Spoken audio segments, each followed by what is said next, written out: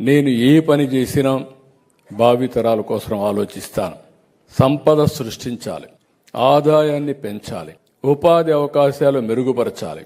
ఈరోజు మీరు చూసినప్పుడు మెడికల్ కాలేజీలు కూడా కొంతమంది కావాలని రాజకీయం చేసే పరిస్థితికి వస్తున్నారు. ఏదైతే ఈరోజు ఒక రోడ్డు ఉంది, రోడ్డు మనం ఏం చేసేది పీపీపీ మోడల్లో చేస్తాం.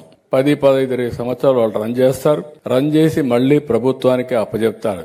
అది ప్రభుత్వ ఆస్తి, రన్ చేసేది ప్రైవేటు వ్యక్తులు. తద్వారా ఎక్కువ పనులు అవుతాయి. నిన్న పార్లమెంటరీ కమిటీ కూడా ఒక మాట చెప్పారు.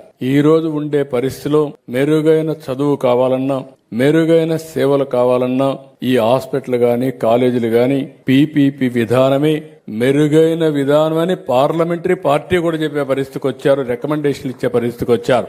అలాంటిది మనం పీపీపీ విధానంలో ముందుకు పోతే ప్రజల్ని మభ్యపెట్టడానికి ప్రైవేట్ అంటారు. రేపు మీరు గుర్తుపెట్టుకోండి, ఎక్కడ దీని కింద ఇచ్చినా కూడా ప్రభుత్వ పాఠశాల పలాని టౌన్ అని పేరుంటుంది తప్ప దాని మీద యాజమాన్యం, దాని మీద పెత్తనం పూర్తిగా ప్రభుత్వానికే ఉంటుందని మరొకసారి ప్రజలందరికీ విజ్ఞప్తి చేస్తున్నా.